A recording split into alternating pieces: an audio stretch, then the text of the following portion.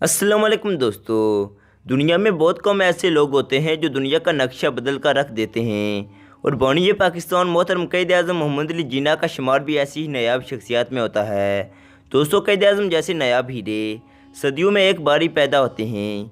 आज की इस वीडियो में हम आपको क़ायद आज़म की ज़िंदगी के चंद दिलचस्प वाक़यात बताने जा रहे हैं। तो चलिए स्टार्ट करते हैं।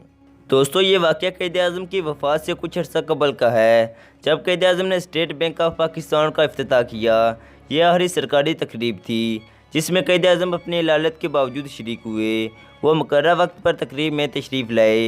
उन्होंने देखा कि शुरा की अगली नशिस्तें अभी तक खाली हैं। उन्होंने तकरीब के मुंतज़मीन को प्रोग्राम शुरू करने का कहा और ये हुक्म भी दिया कि खाली नशिस्तें हटा दीजिए। हुक्म की तामील हुई और बाद में आने वाले शुरा को खड़े होकर तकरीब का हाल देखना पड़ा। इनमें कई वज़रा और सरकारी अफसर थे और इनके साथ उस वक्त के वज़ीर आज़म लियाकत अली खान भी शामिल थे। एक दफ़ा आप गाड़ी में कहीं जा रहे थे तो एक जगह रेलवे ट्रैक बंद हो गया।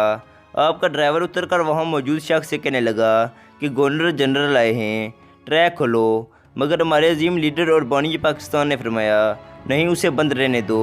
मैं ऐसी मिसाल कायम नहीं करना चाहता जो प्रोटोकॉल पर मबनी हो। मोहम्मद अली जिन्ना वो लीडर थे जिनके बारे में अंग्रेज़ों ने भी कहा था कि अगर हमें पता होता कि क़ायद आज़म को इतनी बड़ी बीमारी है तो हम कभी पाकिस्तान न बनने देते। क़ायद आज़म ने आखिरी वक्त तक अपनी बीमारी को पोशीदा रखा, क्योंकि इनको मालूम था कि अगर मेरी बीमारी का हिंदू और अंग्रेज़ों को पता चल गया तो वो हिंदुस्तान की तकसीम को मोहर कर देंगे। हज़रत पीर सैयद जमात अली शाह अपने दौर के बहुत नेक सीरत अल्लाह के बंदू में शुमार होते थे। उन्होंने एक दफ़ा कहा कि मोहम्मद अली जिन्ना अल्लाह का वली है। इस पर लोगों ने कहा कि आप उस शख्स की बात कर रहे हैं जो देखने में गोरा यानी अंग्रेज़ नज़र आता है और इसने दाढ़ी भी नहीं रखी हुई। तो मीर मिलत पीर सैयद जमात अली शाह ने कहा, तुम इसको नहीं जानते, वो हमारा काम कर रहा है। पीर साहब के इस दौर में तकरीबन 10 लाख मरीद थे। आपने ऐलान फरमाया था कि अगर किसी ने मुस्लिम लीग और क़ायद आज़म को वोट न दिया तो वो मेरा मरीद नहीं।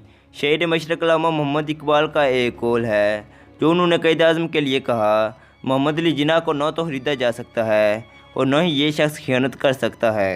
एक मरतबा बरतानिया के सफ़ीर ने आपसे कहा कि बरतानिया के बादशाह का भाई आ रहा है, आप उन्हें एयरपोर्ट पर लेने जाएं।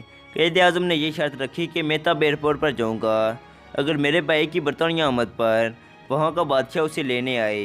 ये 25 अक्टूबर 1947 की बात है कि हमें पाकिस्तान के बाद पहली बार ईद अल अज़हा का त्यौहार मनाया जाना था। ईद अल अज़हा की नमाज़ के लिए मस्जिद कसाबा को मुंतखब किया गया और इस नमाज की इमामत का फ़रीज़ा मशहूर आलम दीन मौलाना ज़हुरुल हसन दर्स ने अंजाम देना था।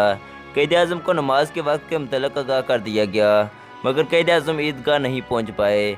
आला हुक्म ने मौलाना ज़हुरुल हसन दर्स को बताया कि क़ायद आज़म रास्ते में हैं और चंद लम्हात में ईदगाह पहुँचने वाले हैं। उन्होंने मौलाना से दरख्वास्त की कि वह नमाज की अदायगी कुछ वक्त के लिए मोहर कर दें।